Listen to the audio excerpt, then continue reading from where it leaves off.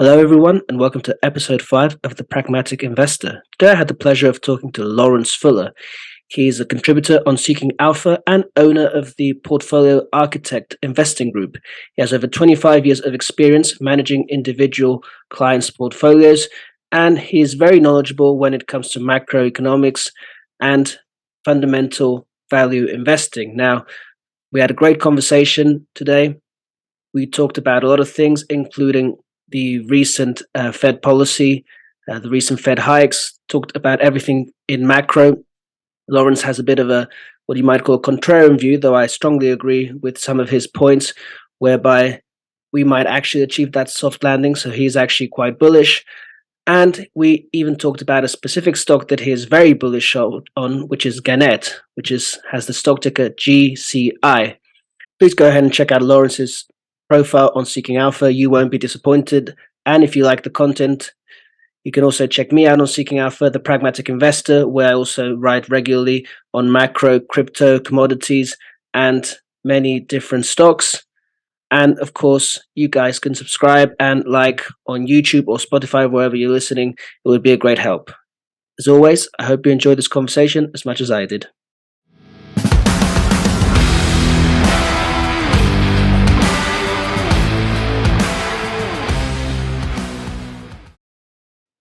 All right, welcome back, and I'm joined today by Lawrence Fuller. Welcome to the show.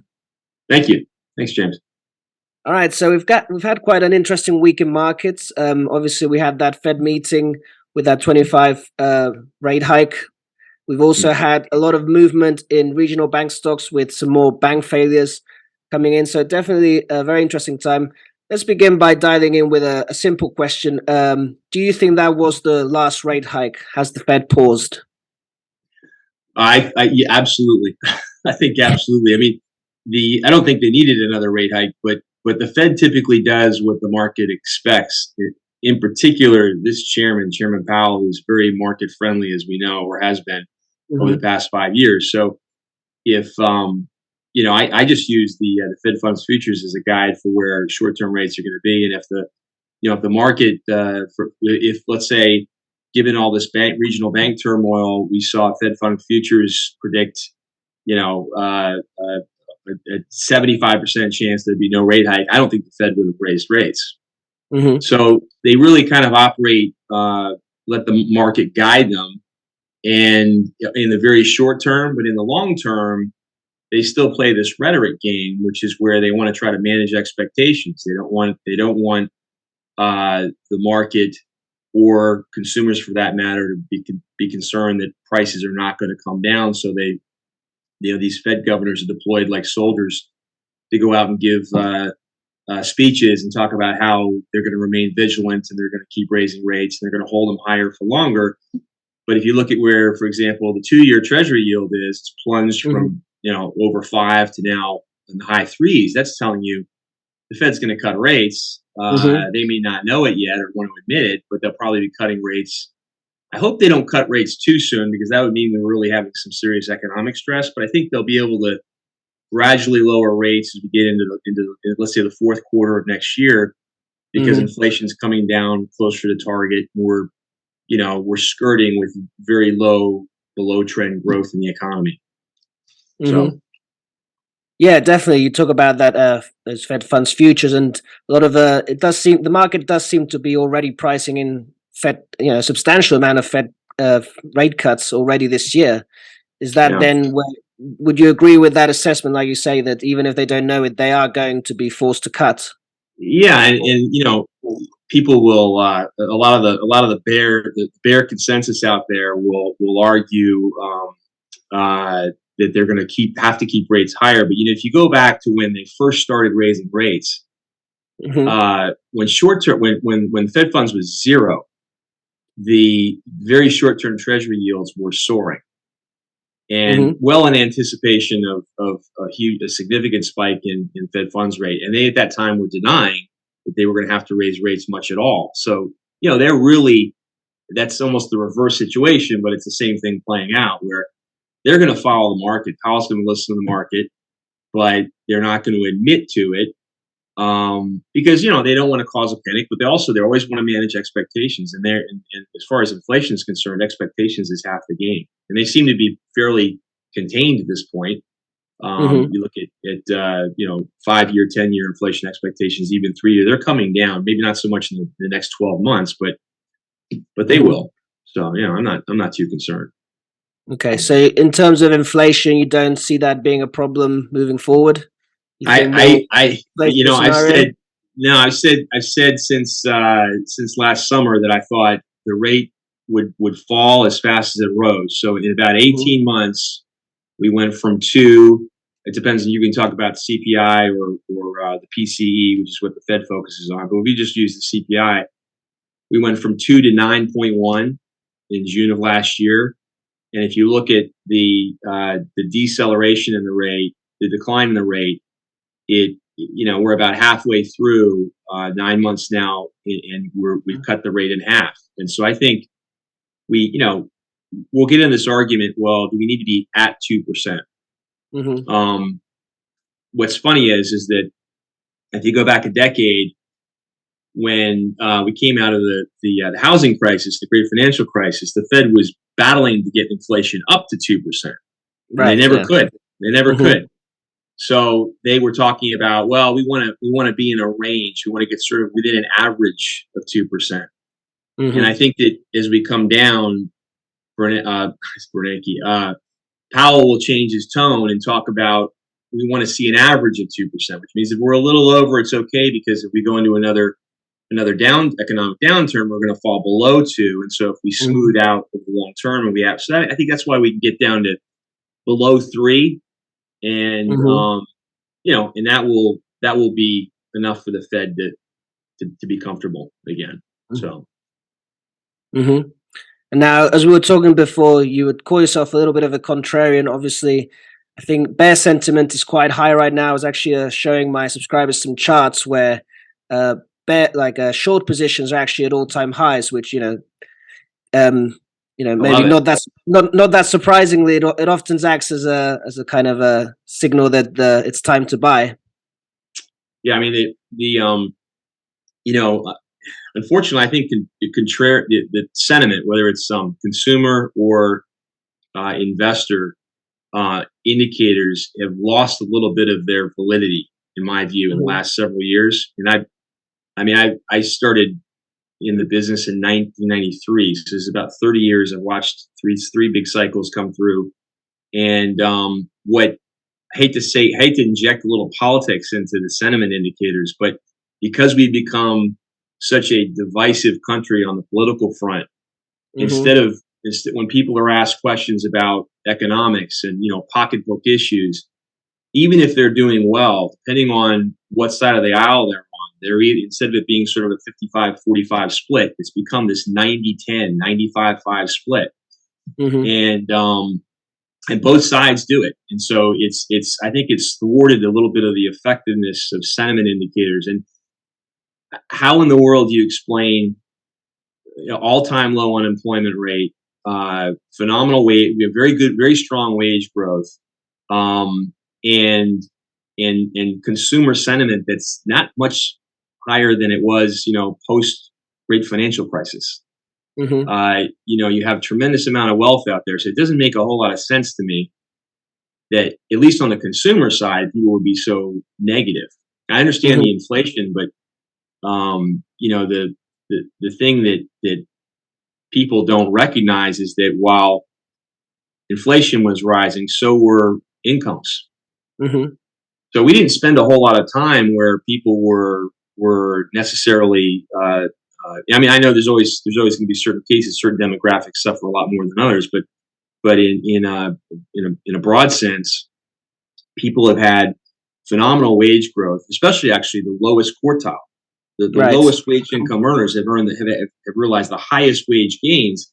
They've also received the largest amount of fiscal stimulus funds, and so that really offset the spike. And now that inflation is coming down, those wage gains are holding up. The surplus excess cash out there is still it's declining, but it's still helping support spending, which is why we've averted a recession. So.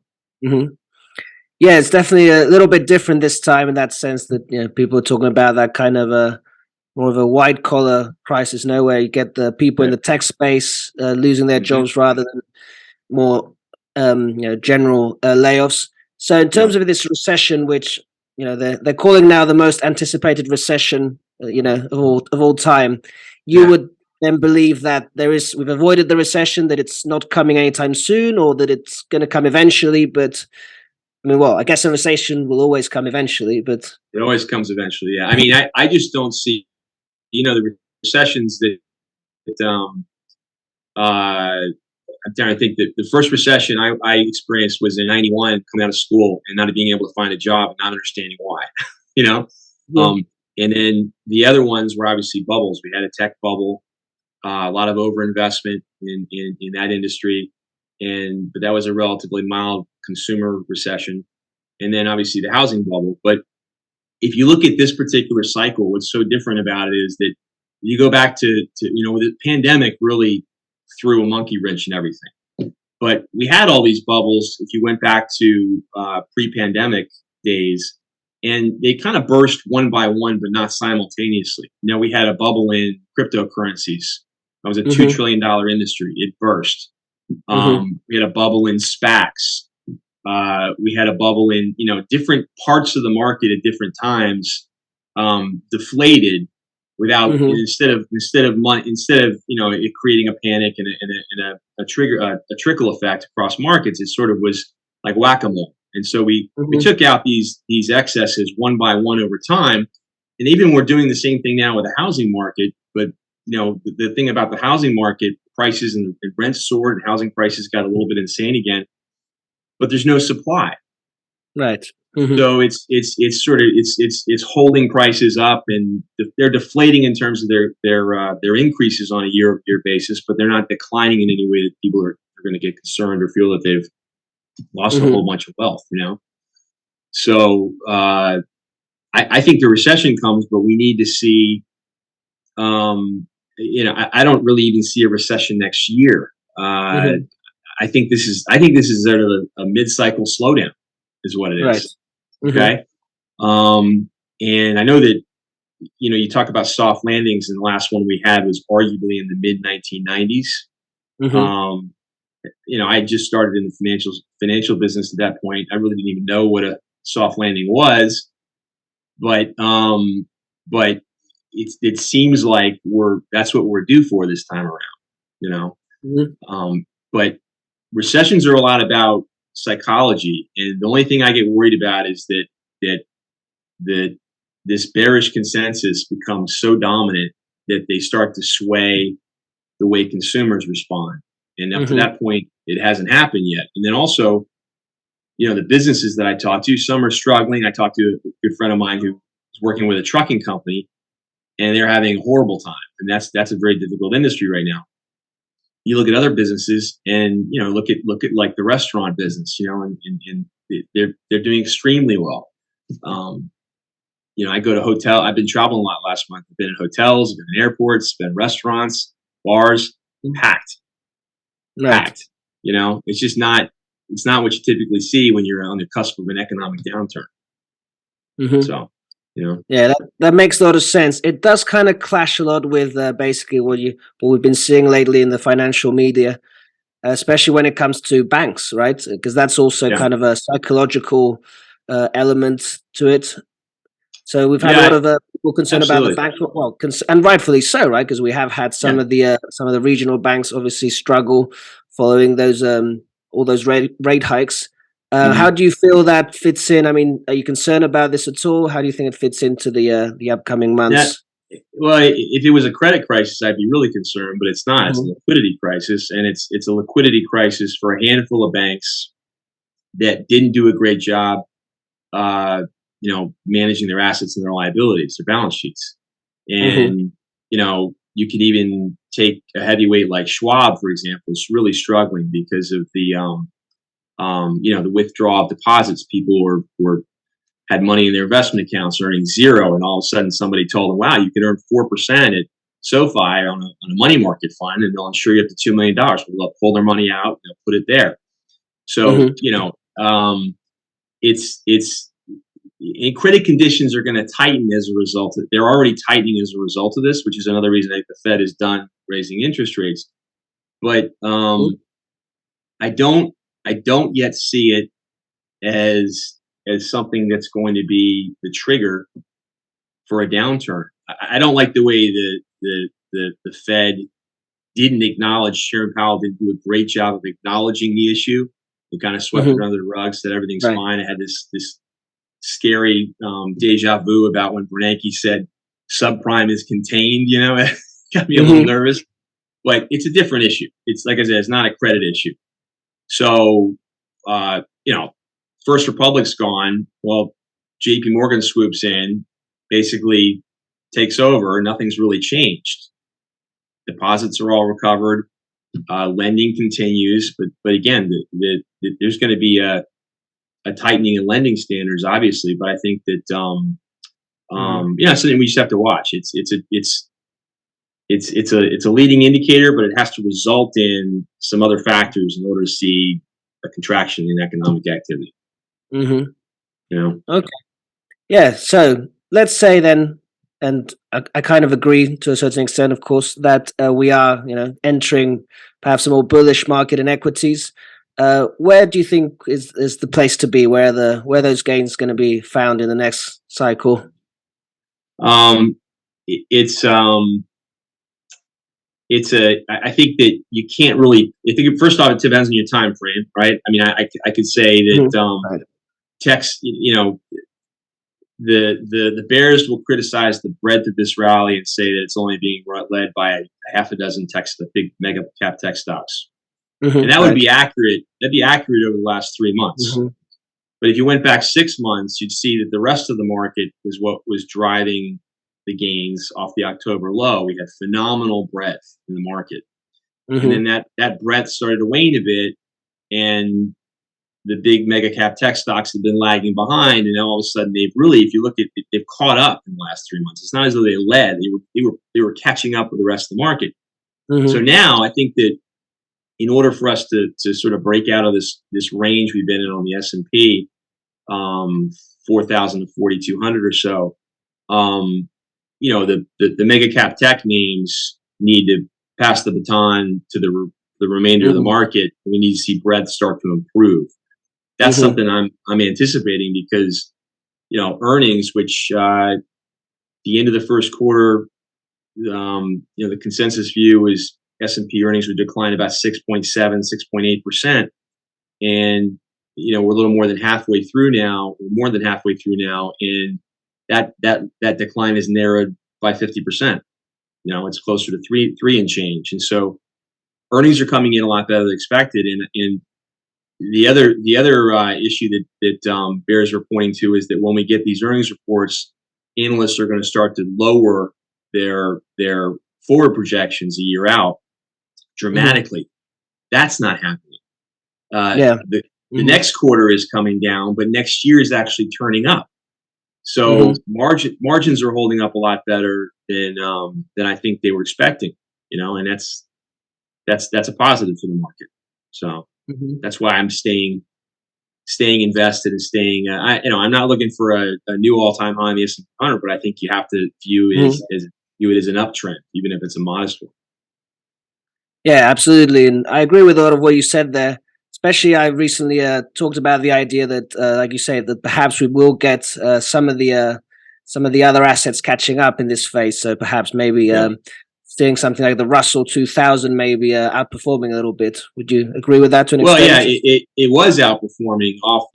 The Russell bottomed in June of last year, well before the S&P, and it turned up, which was a leading indicator coming out of the October low that the market was, getting a lot healthier. And it's since lagged largely because of there's a big financial weighting in the Russell 2000. So that's obviously hurt the index with a lot of the smaller banks struggling. And but also you've got highly leveraged companies in there, and there's been a real sell-off in especially consumer cyclical type names that are anything that's leveraged because the cost of money has gone up dramatically. So that weighs on the Russell. But I think if you look, if you're a long-term investor and you're looking out over the next couple of years to put money to work, it sounds crazy, but the financial sector is a great place to do it. And you don't go and you don't go and speculate on Pac West. Hope it goes from 5 to 7. Okay, but you buy the money center banks. You buy the Bank of America's, J.P. Morgan's. You buy the leaders that are really at. In fact, I saw something last week that showed the regional bank index now on a price to book basis is right where it was during the great financial crisis. That's when General Electric had a credit rating equivalent to Vietnam. That's how bad it was. Bank of America stock had gone from 50 into the single digits. So that's where we are on a valuation basis for the regional. So, if you don't want to pick a regional, there's the KRE, the Regional Bank Index, where you don't have to worry about picking the wrong name. And I think that is the lowest risk long-term investment you can make in the market right now. So, otherwise, I'm a value investor. I try to find out names that are out of favor, that are extreme discounts to intrinsic value, and I'm very patient and pick my spots and try to build positions. So I'm not someone who invests in like the S&P or the Russell 2000. I don't do any index investing, but I just keep sort of a view. I'm optimistic on the index, or I think it's overvalued, and I'm bearish on the index, but that doesn't mean I'm investing in that particular index. No, definitely, it makes a lot of sense. If there was ever a time to buy when there's blood on the streets, now would be the time. I think when it comes to the banks, you can be early, but it's always worked in the past. So. Absolutely. And before we started this conversation, we were actually you were telling me about a specific name that you're quite invested in or quite attached to, which recently reported earnings. I just looked at it a moment ago. It gave us a nice post earnings pop of about 20%. Well, it was actually that was recovering a 20% decline on the day of earnings. So I got to correct that, but it's Gannett, and I've been written on the stock quite a bit over the last couple of years, and it's my largest holding. It's a $2 stock. You might call it speculative, but it's a small cap stock, but it's it's the largest print newspaper company in the country, but it's in the midst of a what's now going on 3-year transition into the digital world. Okay. And so, my investment thesis is sort of following the line that this company is following the lines of the New York Times in its transition from 2010 to 2020, where the Times was a single digit stock, $6, $7, $8, $9 stock that went to 50 in its transformation, and it basically did that by cutting costs, eliminating its debt, and growing net income, growing cash flow, and becoming the digital powerhouse that it is today. And so Gannett is in the 3rd year of that process, and they had to endure the pandemic the first year. Then they had to endure the recession. Then they had to endure a huge spike in input costs of paper and ink, which hit them tremendously hard last year. And now they're finally on the cusp of turning things around. I hopefully for good. But every quarter they pay down more debt, and they're reducing costs, and they're becoming a more efficient operation, and they're growing digital revenues. I think when I started investing in the company, it was about 24% of their business was digital revenue. Now it's up to 37%. So it's one of these names that I'm very comfortable holding for the long term, because I think I'm going to earn multiples of the price today in the coming years. So. No, I'm looking at the stock. The valuation looks good. I like the narrative. That's Gannett. Stock ticker is GCI for anyone listening to this. Now, in terms of it does seem like it's quite a competitive market. No, the digital media. Do you ever have concerns about the way it's going? Nowadays people just want stuff for free. How are they monetizing exactly? Well, they've got, there's two pieces to their, well, actually there was two pieces. Now there's a third piece to their puzzle, but they have an enormous footprint across the country. They have local papers in 48 states, Mm-hmm. and that all have digital platforms now. The biggest is USA Today and USA Today Sports Mm-hmm. Network, and so they've acquired about 2 million digital subscribers, and that growth rate has slowed down a bit. I'll explain why in a second. And then they also have a business that's actually unrelated, which is people are really not aware of, and it's called their digital marketing services business, or services unit, DMS for short. But this is a business that basically services about 15,000 small, medium-sized companies and helps them build an internet presence, Mm-hmm. and provides them all sorts of tools. Sort of operates as a software as a service company, where you can choose from a menu as far as which services you're going to buy, and it's a recurring revenue stream for Gannett, but Mm-hmm. it's not really. It operates as a separate business, but it's under the umbrella of Gannett, Mm-hmm. and it's one of the largest companies in the country of its size. It's doing nearly 500 million a year in revenue, about 60 million in EBITDA, double-digit margins, and growing. And Mm-hmm.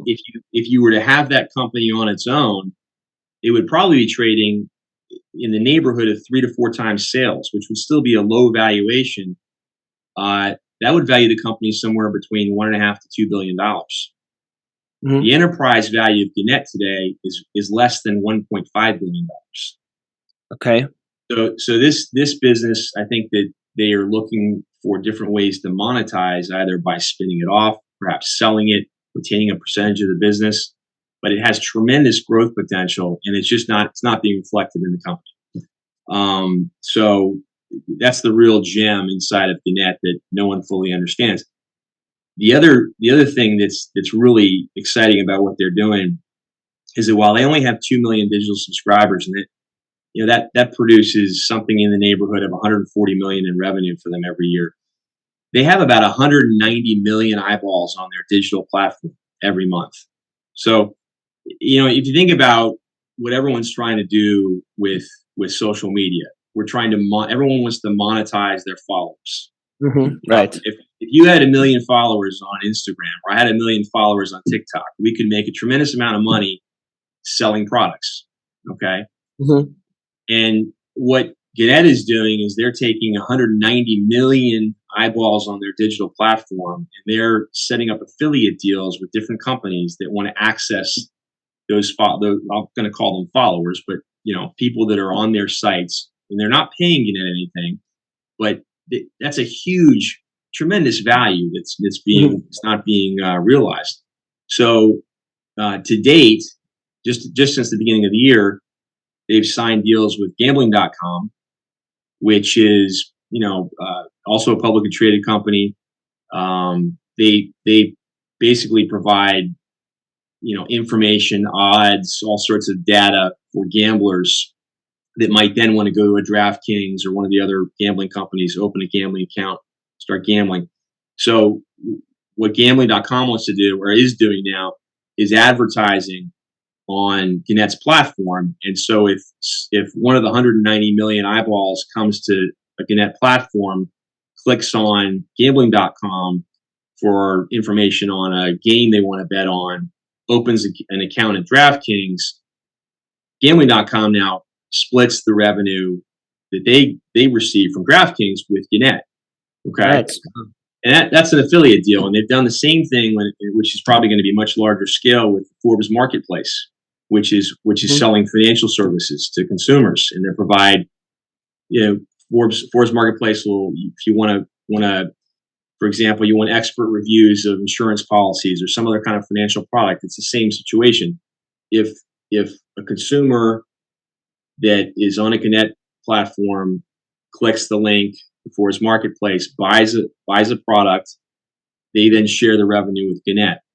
And so during the earnings conference call, CEO Mike Reed talked about two other affiliate deals he's working on. Mm-hmm. It's very, very general. One in the education sector, one in the home building industry of some sort, home building, housewares. I'm not sure exactly what it will be. So he's, as they rack these up, this is no cost, no overhead revenue for Gannett, and it's pure profit right to the bottom line. So we're going to find out in the coming quarters how much of a revenue stream this is, and I think that's one of the reasons that the guidance is extremely conservative. They were looking. The consensus was for them to lose money. They ended up earning had net income of $10 million for the quarter, and then they raised their guidance very modestly for the coming quarter, or actually for the coming year. I think they're going to continue to be able to do that as the year goes on. So hopefully we build some upward momentum in stock again. Yeah, I mean, everything you say makes a lot of sense. I guess this idea that Gannett just has this very valuable asset, which is that kind of captive audience, and now it's just a matter of them monetizing it. No one views them as a. I mean, you look at the other platforms out there and the amount of revenue they bring in from advertising, and this is another way for them to monetize, their business, and it's never been viewed that way. So I think it's and the valuation is, to be honest, absurd. I mean, this company's being valued as though it's going bankrupt. They have $100 million in cash. They pay down their debt every single quarter. They reduce debt, and they're going to return to free cash flow, which should be in the neighborhood conservatively of $100 million this year. So you have a market cap of $270 million and an enterprise value of around $1.4 billion for a company that's doing nearly $3 billion in revenue, and conservatively $300 million in EBITDA. It's trading at less than 1 times. That's nuts. It's nuts. I mean, I don't see a lot of downside in a stock like that with that kind of valuation. For me, it's more a matter of time than it is, will it happen? Yeah, I mean, we have another pandemic, another recession. Okay, I'm gonna have to wait another year. You know what I mean? We can dodge another major market event. I think things will really kick in. So, yeah. So you've thrown a few numbers out there. The stock is currently trading around $2, I believe. Is there a particular price target that you would have in mind, or is that not how you think about it so much? Well, I've done in the writings I've done on Seeking Alpha, I've come up with several different methodologies for valuing the company. If I price it on cash flow and I project cash flow, go back a year before the inflation wiped out free cash flow, because they incurred about $100 million in extra costs, mostly due to ink and paper, as well as wage costs and things like that. But if you go back a year ago, they were forecasting 40% annualized growth in free cash flow going out 5 years, which would have, or to 25, 26, you would have been up in the neighborhood of 350 million in free cash flow. They would have completely paid off their debt, and I can see the stock trading at $20. That's essentially what the New York Times did. If you go back and look at the Times from 2010 to 2020, they were carrying nearly $1 billion in debt. They had no cash, and they went through this transformation. The debt was reduced every year. Their digital percentage of their overall business rose rapidly. Once it got up close to 50%, and the debt got down to a level where net income really took off, exploded, the stock never looked back. And so, when do investors see that, and then everyone jumps on board? You don't really know when that's going to happen. All you can do is have confidence that it's going to happen. I've got tremendous confidence it's going to happen. It would be happening right now. Like I said, if they hadn't been hit with $100 million in additional costs that they weren't anticipating. But what they did in the fourth quarter last year is they cut their operating costs by over $200 million. So having both reduced costs and now seeing benefits is the producer price index comes down, and those input costs are falling. They're benefiting in both ways. So I think that conservatively, I can make an argument to see the stock at $8 to $10 in the next 2 years. Oh, that's a significant return. Who knows? Maybe this interview will go viral, and that will really help get the ball rolling. From your I'll lips. have to make some moves before I publish this, though, if that happens. Yeah, you have plenty of time. But no, it's a very interesting story, and if you go back and look at the things I've written about it, you sort of get the timeline on the things that have happened to them. But they were very much on track for, I think, what would have been an $8 to $10 stock, because before the inflation hit, which really struck them in the late first quarter of last year, the stock was flirting with $7, and then they, in Q2, they incurred this huge spike in prices, and they went from projecting 180 million in free cash flow to zero in 1 quarter. That was it, and that sent the stock reeling. And then we had the October lows, and the stock got down to $1 again, and now we're working our way back up. Is that something that could happen again, though, with just that kind of surprise? Well, anything could happen, but I think you'd have to have another pandemic, or you'd have to have another, something that would lead prices for their particular situation to go back up again. I mean, one of the things that they management did in response to that increase in input costs is go to much more of a variable cost model, where they started to outsource a lot of the things that they were doing in house to reduce costs and reduce the risk of input prices rising on like that again. So, but it's becoming a different company every quarter. I mean, the new businesses that they're looking to get into, and the new revenue streams. It's just I think there are no analysts on Wall Street that really cover the stock. There's a couple that have been assigned to it, and it's an afterthought for them. I mean, they keep sell ratings on the stock, so they don't have to do any work on it. It's not widely held. I mean, the largest shareholders are Bill Miller, who is a famed value investor, who owns about 10% of the shares. Fidelity is now a 10% shareholder, and I think they're an outstanding research shop. They really know what they're doing, and they've increased their position to 10%. And so it's timing is the issue on this one. I don't think it's whether. I think it's when. Definitely, you make a compelling case. I've actually been giving this some thought. I've now had a few guests on. First one I had on was another essay contributor, Brett Ashcroft, and he actually gave me a pretty good call on Uber, which recently released earnings, had a nice pop there. Yeah. I'm actually thinking about perhaps starting kind of a pragmatic investor podcast portfolio, where maybe I get each guest to contribute a stock. Would it be safe to say that this is yours? Absolutely. It's my largest position, so it has to be. I can't. All right, well, Uber's still expensive for me, though, so I can't be. But you've got a growth stock and a value stock. It's good. All right, so we've talked a lot about this very specific stock. I would like to know a little bit more about just your general investment style, and kind of also, obviously, you're on Seeking Alpha. You've got your investing group there.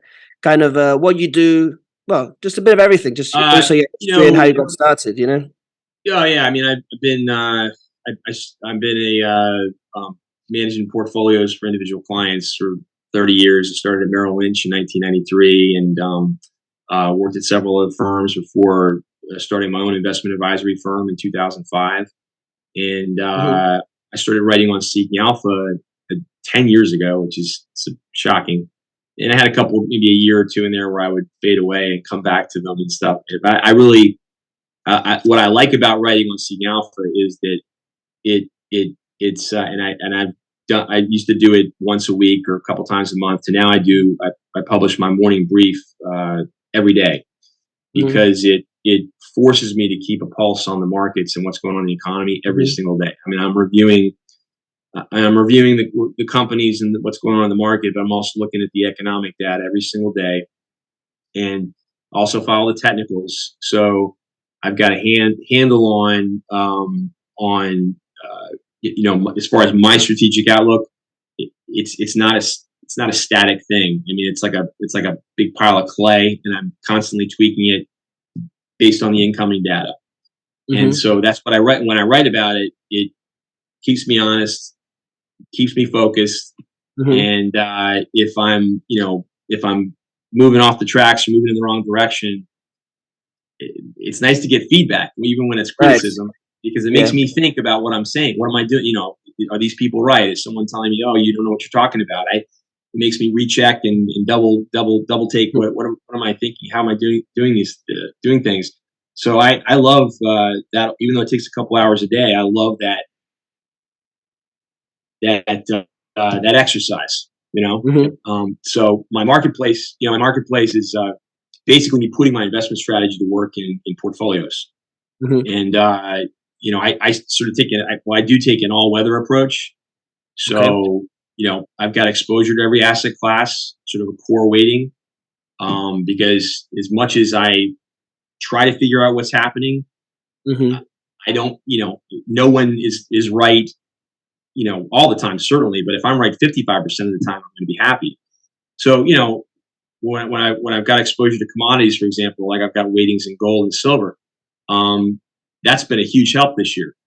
Who would have thought? But because I maintain a core weighting there, I'm benefiting from a gold and silver weighting and some of my gold miner positions.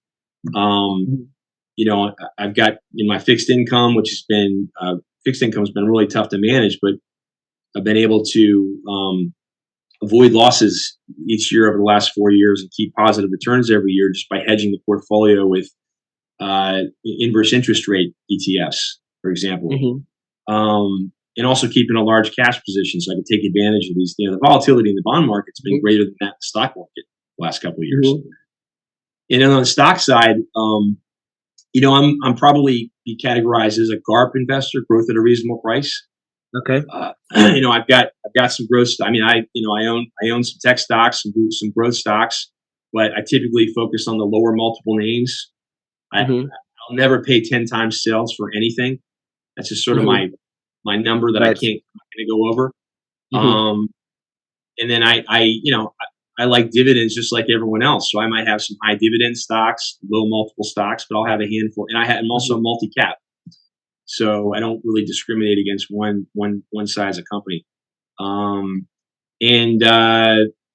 I just manage those allocations in each asset class, sort of like a goalpost. So, my maximum weighting and my minimum weighting, and I'm just, constantly moving the goalposts, overweight equities, underweight bonds, back and forth, Right. So that's what I do. And I do the same thing for my clients, and then my marketplace subscribers just watch the insanity from day to day and see what I'm doing. Hopefully they come up, they call some ideas for their own portfolios, and they also navigate their asset allocations in a way that helps them following what I'm doing.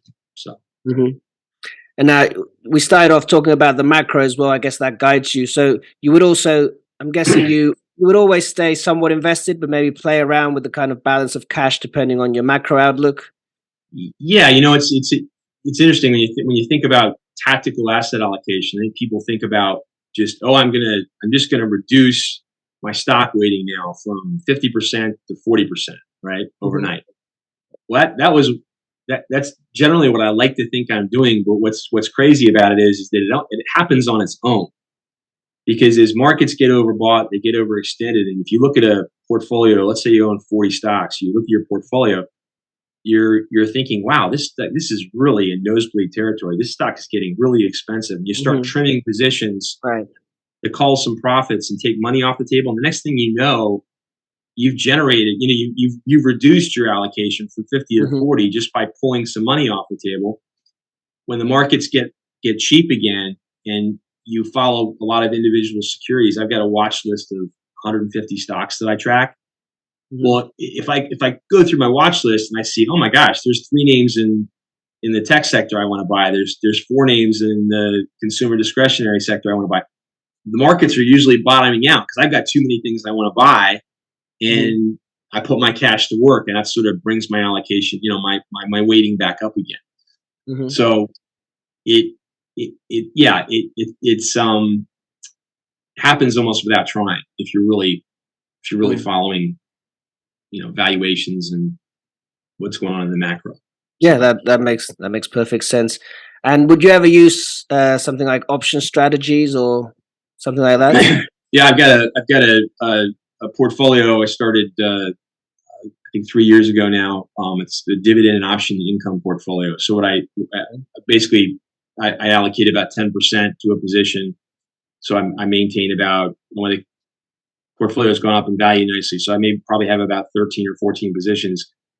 Ideally, I'm looking for dividend paying stocks, and then I will try to monetize the position by selling puts or selling Mm, calls, right. without exceeding 10% weighting in in in that name.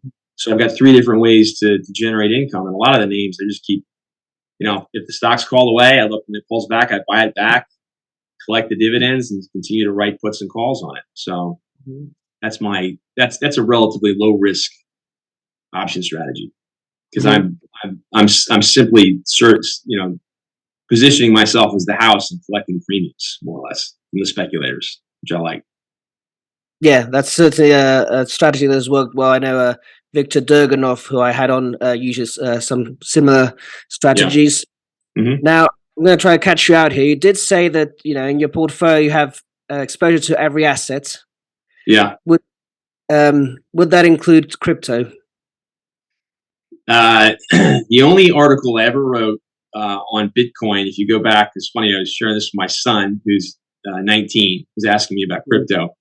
Was when the Bitcoin ETF came out a little more than a year ago. Bitcoin is around 65,000, and I said I think that's the top. It's over. And I wrote my first bearish article on something, and in retrospect, it looks really smart right now. So that's the only statement I've had publicly about cryptocurrencies. I I don't, you know, I've never seen the value in them. I don't think they have any intrinsic value, and I hate to, you know, it's not a form of criticism. mhm, I think it's a solution that never had a problem. mhm, And so, it's not, and it's also, it's for me, it's just not a store of value. I mean, if I want to, and especially now with you can earn 45% on cash. It really mhm, makes it difficult because if it's a store of value, I don't earn interest on it.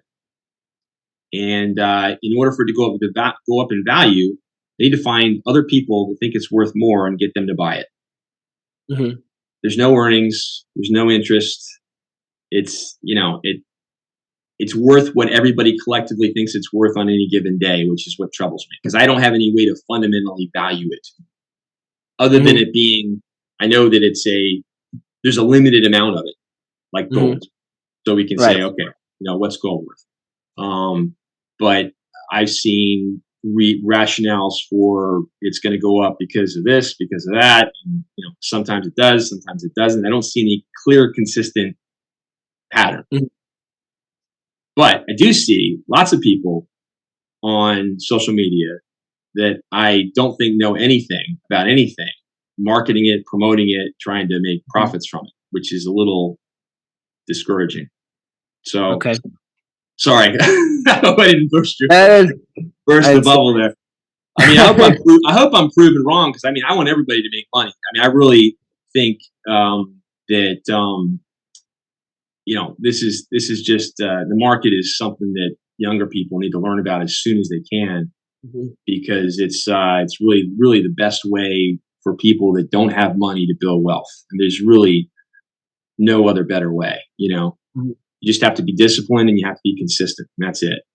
You know, mhm. we are our own worst enemies in the Right. world of finance. Yeah, I think in that to that extent, the crypto space does kind of embody the opposite values in a lot of ways, where it's not about discipline; it's about kind of those trying to get rich quick kind of scheme, just catch a crypto pump and become an overnight Yeah, million. Which a lot of people did. A lot of people some did. people very recently. Have you read about a Pepper coin? That's the new meme coin that went up. I no, I didn't. I'm sure. there'll be another one in a month, right? I probably. I mean, that went something ridiculous, like people putting in thousands, making millions. Well, the only problem, the thing that concerns me about it is that when Bitcoin, the majority of people that were buying Bitcoin bought it way after it was in the tens of thousands. They weren't buying it at $500 or $1,000 or 12. I mean, I remember when it first came out, and I could have paid $1,000 for it, and I thought, oh, this is crazy, this is nuts. And so you feel stupid when it's at 10,000, 20,000, 30,000. But so a lot of people made money, but most people lost a tremendous amount of money. I mean, I would say 90% of the people that invest in crypto lose money. They don't understand it's that's a also true of traders, I guess, though, isn't it? I think it's true of option traders. It's true to option speculators. 90% of options expire worthless. That's why it's always better to be a seller. And if you learn how to sell options, you can make a lot of money. It's just that you get that. We all have that urge to really take a big risk because we can make 10, 50, 100 times our money. But if I talk to crypto investors and I ask them, well, why is this going to go up? They don't really know. Which is if you ask me why Gannett's going to go up, I can give you 100 reasons why. I can tell you 100 reasons why I don't think it's going to go down either, or what the intrinsic value is. And when you don't have any intrinsic value in an asset, it's like me telling you this pen is worth $1 today, but it could be worth $20 a month from now. Why? I mean, it's there's lots of pens, and I don't. So I don't like to invest in things I don't understand, and I don't understand crypto. I don't get it. I mean, that's the right way to go about it. I mean, obviously, I generally have slightly different views, but obviously, it's great to have someone on the show with opposing views. I won't go into details and bore everyone with my own opinions. Oh no, I want to learn. So if you do a crypto, I'm going to watch it because I'm still trying to understand. If it's going to replace the dollar, for example, or we're going to go to a digital world. I sort of understand that, but I still don't see how that happens so rapidly that it's going to be, it's going to create value. What is it ultimately going to be worth? I mean, there would have to be more coins, and I don't know. But there's another discussion. I'd love to hear what you have to say on it. So I hope you do another podcast with somebody else, and I'll watch it and learn. Well, we talked a bit about it with Mike Fay on my episode 2. So if anyone's interested, I'll direct you to that one. I will watch it. Great. Well, it's been great having you. Obviously, you're on Seeking Alpha. You've got your investment group there. Is there anywhere else people can find you? Any other way they can reach your content? Just about all my content is on Seeking Alpha, so I don't have any other content out there just yet. So I'd say if you want to follow me or you want to contact me, email me direct on Seeking Alpha or send me a message, and I'll respond to everything that comes my way. All right. Well, Lawrence, it's been great having you on the show. Like I said, thanks a lot for coming on, and I hope we get a chance to do it again. Sounds good. Take care. All right. Bye-bye, everyone.